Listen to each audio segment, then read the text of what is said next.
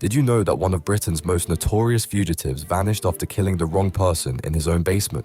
In 1974, Lord Lucan was drowning in gambling debts and losing custody of his children.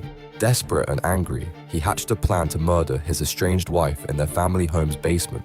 But when he struck in the darkness, he killed Sandra Rivet, his children's nanny, by mistake. His wife discovered the bloody scene and Lucan attacked her too, but she escaped. Realizing his catastrophic error, the Earl fled into the night and simply disappeared. What followed was one of the largest manhunts in British history. Police searched everywhere. Hundreds of people claimed to spot him across the globe, from Africa to Australia to South America. But every single sighting led nowhere.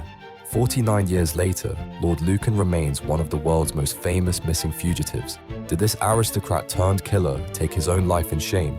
Or is he still out there somewhere, living under a new identity?